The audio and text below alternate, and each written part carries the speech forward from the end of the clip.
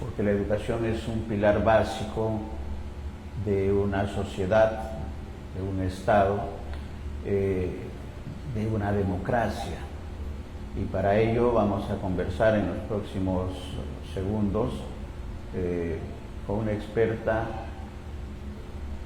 conocedora, profesional y políticamente de lo que es la política educativa de nuestro país y también en el escenario político. Vamos a conversar con una ex ministra, ex congresista, especialista y experta en temas educativos, la doctora Gloria Helfer Palacios, después de un periodo de tiempo que conversamos el año pasado casi en estos meses, también con el tema del inicio del año escolar. Y hay algunas conclusiones que tuvimos en esa oportunidad, pero que ahora la situación, creemos, es mucho más difícil por el escenario ya no solamente de pandemia, sino por el escenario político en el que estamos viviendo, esta crisis política y social de la que todavía no salimos. Y me dice Lucero, que ya la tenemos a la doctora Gloria Helfer, va a ser un gusto poder conversar nuevamente con ella para retomar un tema que le apasiona y que forma parte profesional y éticamente la educación de nuestro país. Gloria, en nombre de nuestros televidentes, buenas tardes, bienvenida y gracias por atender nuestro llamado. Muchísimas gracias también por la invitación, ocasión de conversar de educación. Sí, el año pasado conversábamos, Gloria, en un escenario totalmente diferente de la situación de la educación hoy. ¿Cuál es la situación? ¿Cuál es el diagnóstico de la experta en el tema? Y si podemos hacer una comparación con la educación de hace 20 años, que también podría significar una buena referencia para nuestros televidentes, Gloria. Mira, yo coincido contigo de que la situación es muy grave, o sea, está en UCI y hay que atenderlo con esa fuerza que necesita una situación tan difícil que es lo que ocurre en educación, ¿no? No para todos, ¿ah? Porque cuando tú dices 20 años estamos aludiendo a que se tomaron muchas decisiones que hicieron que la educación esté cada vez más estratificada. Entonces, cuando decimos qué mal que está la educación y vemos las películas que parecen películas pesadillas o películas de terror, donde nuevamente los colegios precarios, la infraestructura caída, la situación de los baños, qué sé yo, eso no ocurre en todo sitio. Entonces tenemos una educación profundamente estratificada y esa fue una decisión, un modelo de hacerlo así, sobre todo de propiciar la privatización de la educación. Entonces, asumamos las consecuencias y veamos qué cosa es lo que se puede corregir y qué se debe corregir. Es cierto también lo que tú dices, que bueno, a lo que ya era un deterioro, era un abandono de la educación pública, porque aquí vamos a hablar de educación pública, se sumó lo de la pandemia. Y la pandemia lo que hizo fue desvelar lo que había ahí de tremendo, justamente, nuevamente, en esas inmensas diferencias y tantos niños que se nos quedaban fuera. Hablemos de conectividad, por ejemplo. Pero a eso, que ya es tremendo y que tenemos que recuperar, tenemos que remontar todo lo que hemos perdido en estos años de la pandemia, a eso le agregamos una crisis política incalificable, porque hemos tenido tantos ministros y cada uno un Adán. Entonces comenzaban de nuevo, nuevos equipos, nuevas propuestas, nuevas cosas.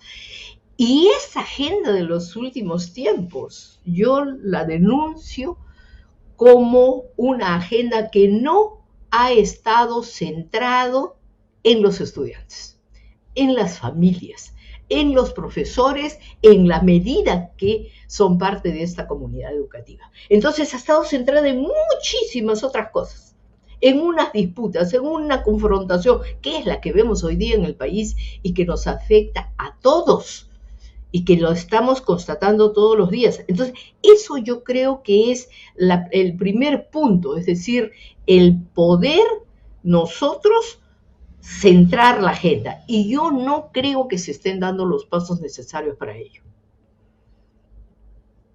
Porque tenemos que entonces ingresar a dos escenarios, ¿no? El escenario de contenido de la educación en general y el escenario de infraestructura y de abandono que se ha ido dando en los últimos años a la educación en todos sus niveles.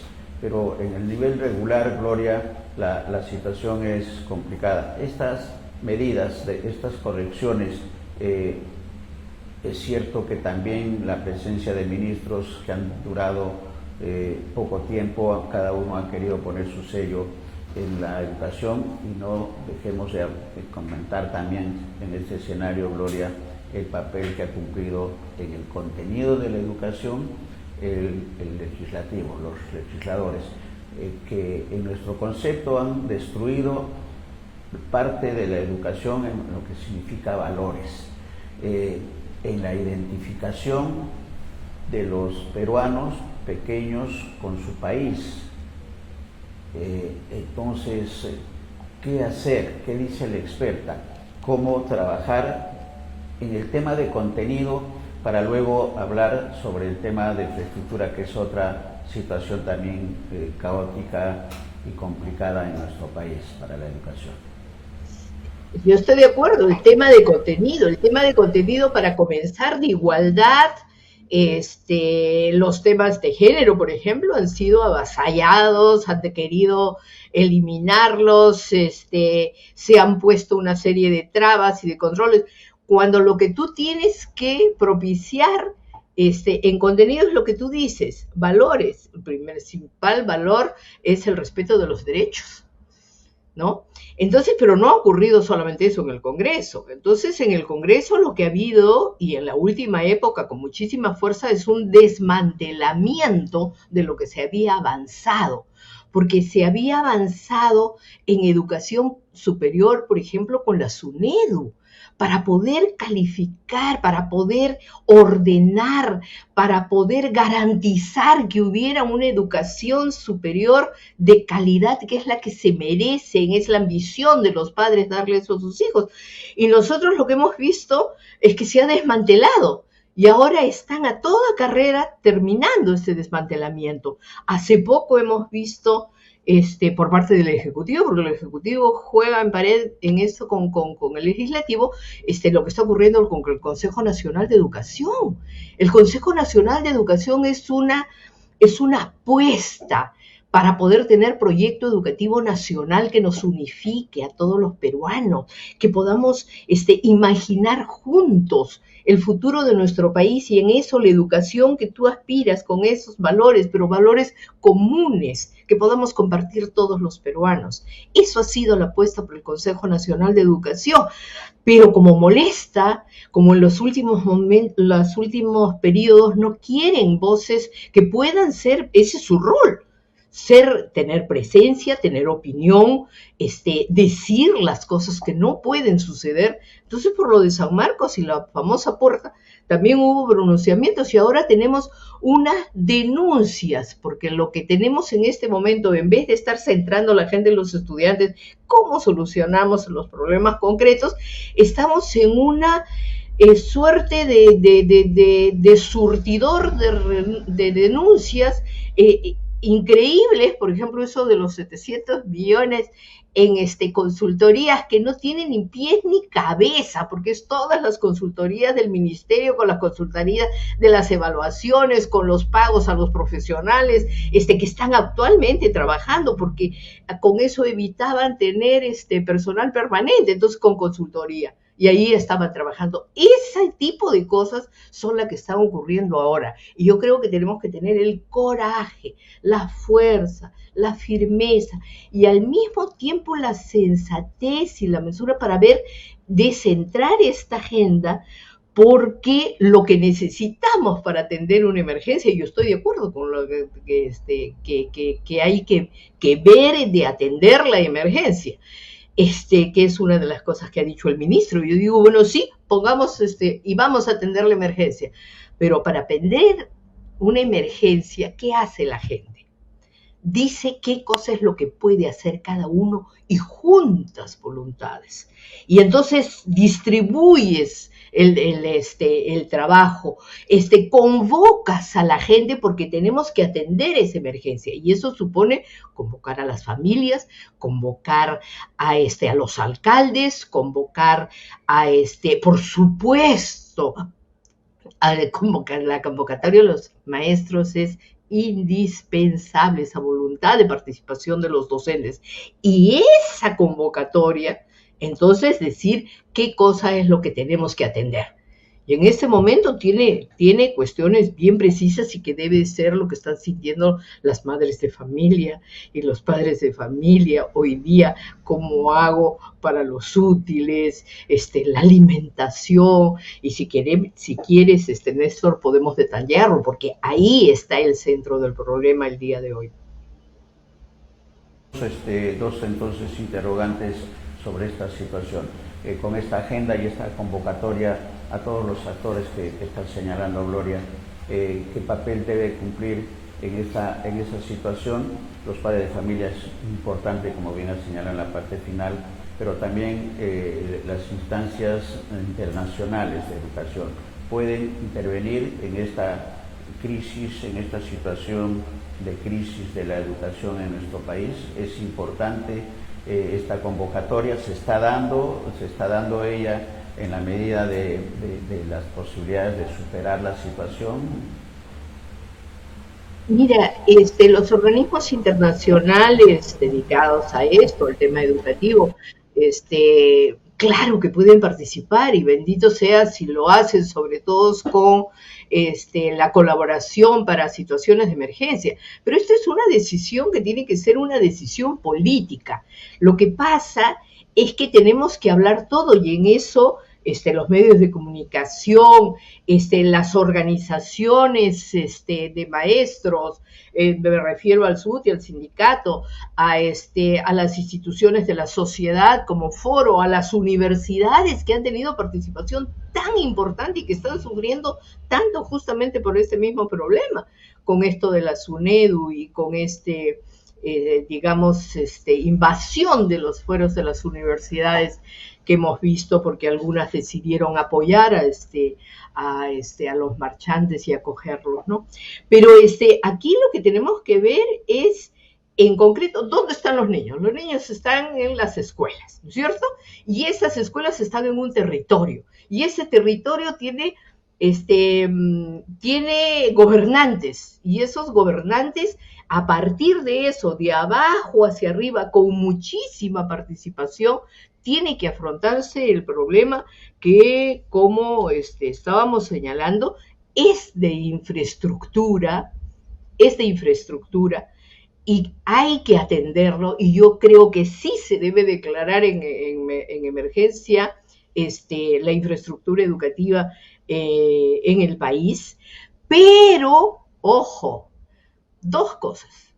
Una vigilancia para muchísima transparencia, cuánto cuesta esa escuela, quiénes la va a realizar, qué materiales van a utilizar, para que la gente pueda participar en la vigilancia de lo que ocurre. Y si le entregan en sus tiempos. Entonces no es declaración de emergencia y entonces los contratos y después vemos todas las denuncias de lo que pasó. Aquí no se puede arriesgar nada. Entonces sí emergencia, pero con transparencia, con vigilancia, con participación comunitaria de las comunidades educativas. La otra cuestión es garantizarlo de materiales educativos, los textos útiles y todo lo que sea necesario, porque las familias están agotadas, las familias están sumamente preocupadas porque si tienen que elegir los útiles, el uniforme y la comida, ¿cómo va a ser eso en la situación de aumento de precios que estamos viviendo?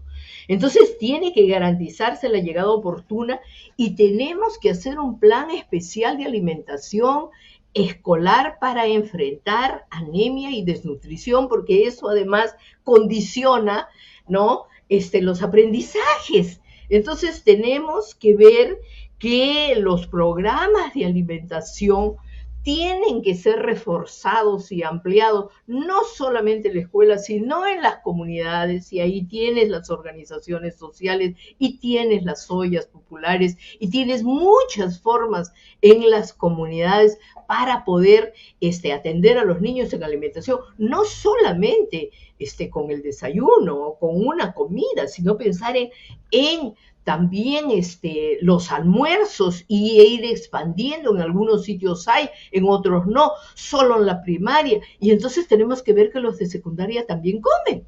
Entonces, ese tipo de cosas, cuando hay una emergencia, se atiende esa emergencia y se atiende nuevamente en vínculo con la comunidad. Lo de las vacunas también es muy preocupante. Estamos hablando no solamente de las vacunas anti-COVID, sino también las vacunas regulares que tienen que recibir los niños y que debería de hacerse a través de las escuelas esa campaña. Esa es la agenda. ¿Se dan cuenta? Y si ustedes ven los titulares y si ven los avisos, ¿cómo le llaman esto? Lo oficial del Minedu está centrado en la denuncia, los 700 millones, la gente tratando de responder que no es cierto, pero con legítimo derecho a defender su dignidad y su prestigio. Un país, miren, los países lo que buscan es el prestigio de su gente. Tener los mejores deportistas, y estamos orgullosos de ellos, los mejores artistas, los mejores literatos, también los mejores intelectuales. Y aquí parece que a lo mejor de los intelectuales, a la gente con reconocimiento, y estoy pensando con cariño, los primeros que fundaron el Consejo Nacional de Educación, el padre Ricardo Morales, José Rivero, el padre Jesús Herrero, gente que lo dio íntegro, que lo dio todo, la mejor de sus profesionales. Esos son los que en este momento, ese es el tema y esa es la agenda, con una rapidez, con una urgencia, y yo tengo miedo. Y te lo digo, Néstor, con toda honestidad, yo tengo miedo de que ahora esta turbulencia, este desprestigio, lleve a que ya no sea la educación superior solamente, sino la básica, la que quieran privatizar. Y yo estoy muy preocupada, y lo digo de una vez, porque creo que tenemos nosotros que ponernos muy alertas. Ha habido el anuncio del ministro de Educación de algo del ministerio, en el chat del ministerio, que me ha hecho parar los oídos muy, muy atentamente, porque lo que dicen es que hay 50.000 niños que están fuera de la escuela y que no los pueden atender porque no hay colegios, y que por tanto se va a hacer un llamado, una convocatoria a los colegios privados que que perdieron sus alumnos, ¿no? Para que se inscriban y que con un pago adecuado, ¿no? Por parte del PRONIET, que es quien construye las escuelas, entonces puedan atender a esos estudiantes. Eso se llama privatización. Y nosotros no vamos a agravar eso. Hemos peleado en contra toda la vida. No creo que le haga bien al país, en medio de esta circunstancia, todavía agravarlo con una privatización. Correcto. Y el ministro de Educación, Gloria, ha señalado hace pocos días que está pidiendo que se declare en emergencia la educación. Recién lo está haciendo ahora. Lo cierto es que ese trabajo de abajo hacia arriba, que bien lo señala, tiene como papel protagónico importante a los padres de familia, para exigir, para buscar soluciones y para controlar el tema de la calidad de la enseñanza, y dos, la transparencia en el uso de los recursos. El tema de la corrupción en el sector educación tiene también un papel importante que hay que combatirlo.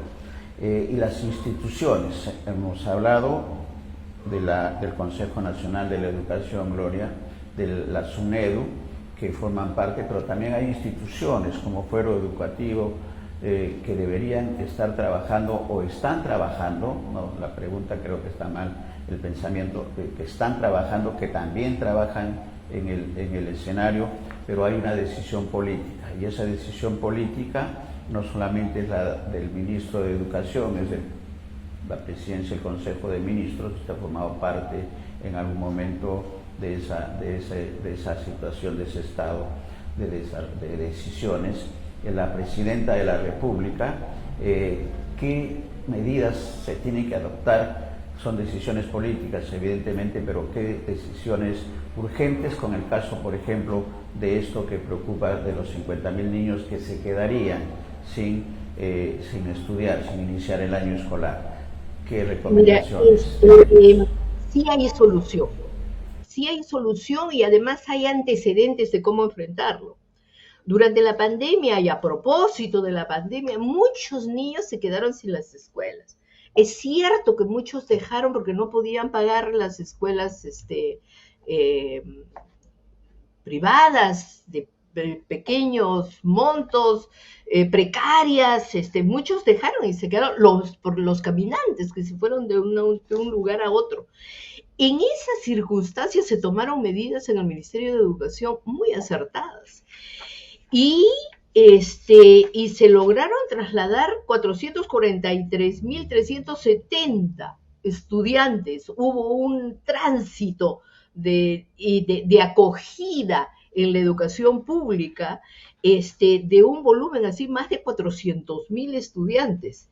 Se asignaron 140 millones, más de 140 millones, ¿no? Con una ley justamente para poder atender esa emergencia y esa acogida en los nuevos colegios, y se crearon 4.309 plazas. Entonces, hay forma de mejorando los colegios que están bien, ampliando sus instalaciones. Los que están precarios y que tienen que tumbarse, tienen que tumbarse. No hay nada más que hacer. Y por eso les digo, yo no estoy en contra de que en algunas circunstancias se declare emergencia, pero con vigilancia, porque ya hemos visto lo que ocurre y la plata pasa a los bolsillos de los filibusteros, ¿no? De los corruptos, y no queda en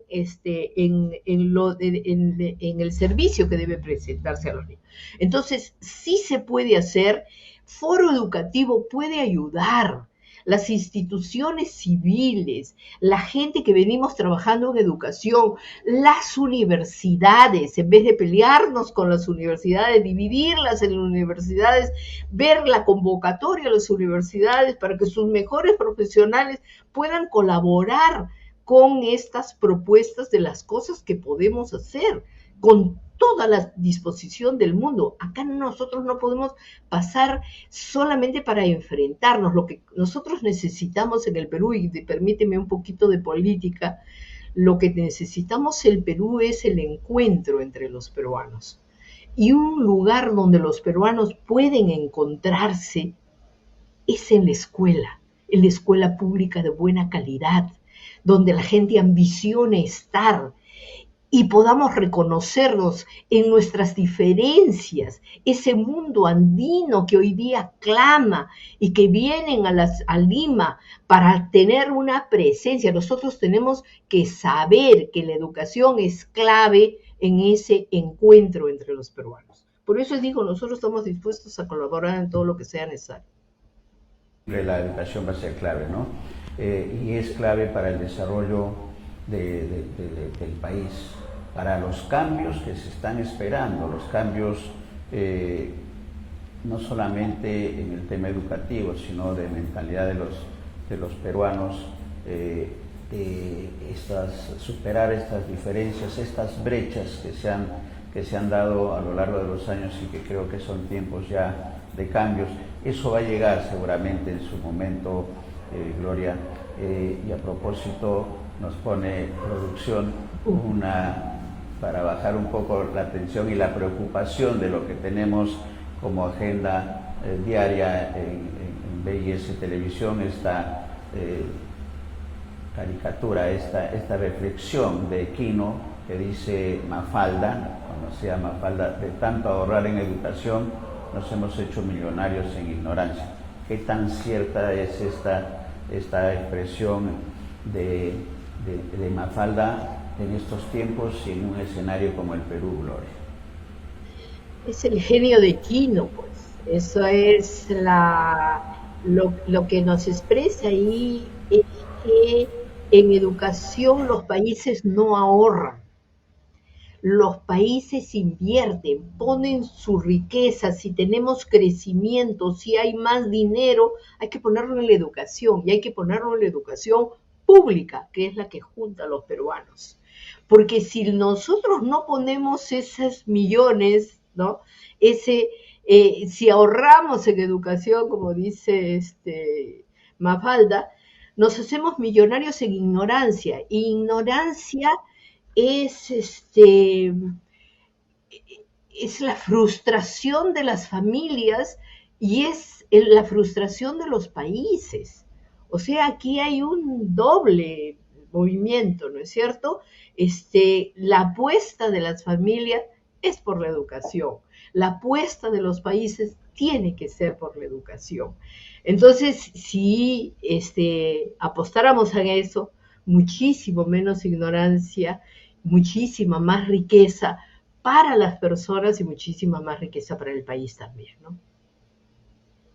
También tienen la actividad privada, ¿no? La actividad privada tiene un papel muy importante, las fundaciones tienen un papel importante en esto que estamos empeñados, creo todos, Gloria, de esta agenda de emergencia educativa y estas acciones urgentes que le hemos conversado en el transcurso de la entrevista y que tiene como actores principales a quienes están decidiendo, a los decisores, pero no solamente ellos en el tema del Ejecutivo, sino también de los otros actores. Y cada uno de nosotros también deberíamos y debemos de aportar en ese escenario. Los medios de comunicación tenemos un papel importante, lo hemos asumido siempre, porque creemos que el desarrollo humano es el inicio de los cambios de una sociedad, y si no cambiamos individualmente no podremos cambiar colectivamente.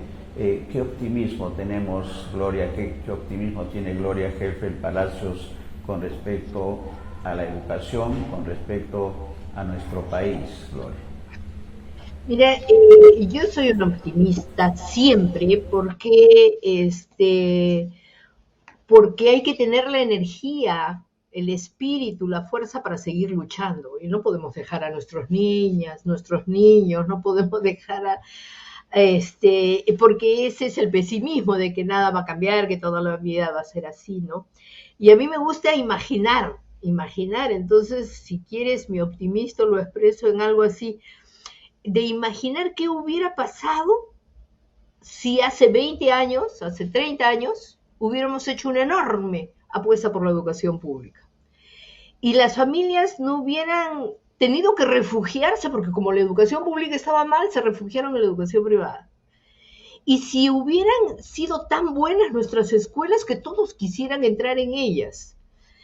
Y en esas escuelas se encontraran los estudiantes que vienen del campo y los que sus padres son profesionales y los que hablan un idioma y los que hablan otro y todos valoraran estos y vieran que se reconocen, que se conocen, que se aprecian, que pueden aprender en la escuela, no solamente van a aprender a leer y a escribir y las matemáticas, sino que aprenden a vivir juntos, a ver que sus diferencias son riquezas, que no puede discriminarse racial ni por su color, ni por su idioma, ni su manera de hablar. Y yo imagino eso y digo, oye, hay que ser optimistas para imaginar que eso es posible y que tenemos que hacerlo, porque si no nos vamos a destruir como país y nadie quiere destruir el país. Todos queremos tener un lugar en este país para construir nuestros sueños. En eso baso mi optimismo.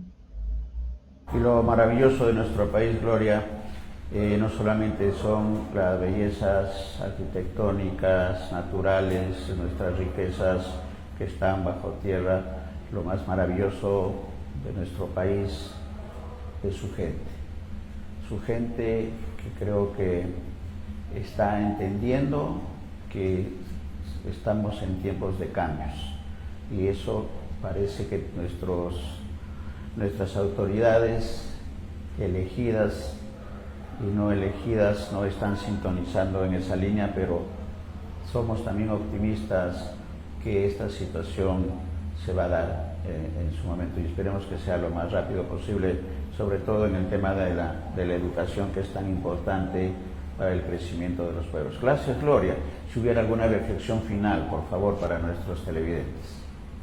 Sí, eso de que yo creo que la forma de garantizar de que seamos optimistas es apostar porque nos vamos a juntar, ¿no? A mí me ha dolido muchísimo, muchísimo, y me sigue doliendo este país sufriente, ¿no? De enfrentamientos, de duelo, no solamente por pandemia, sino duelos por muertes, ¿no? De gente en Puno, en Cusco, en Ayacucho, en Andahuaylas. Entonces, eso es tremendamente sentido y yo creo que tenemos que hacer una enorme apuesta para que esto no siga ocurriendo. Esa es mi última reflexión. Lo vinculo estrechamente con la educación.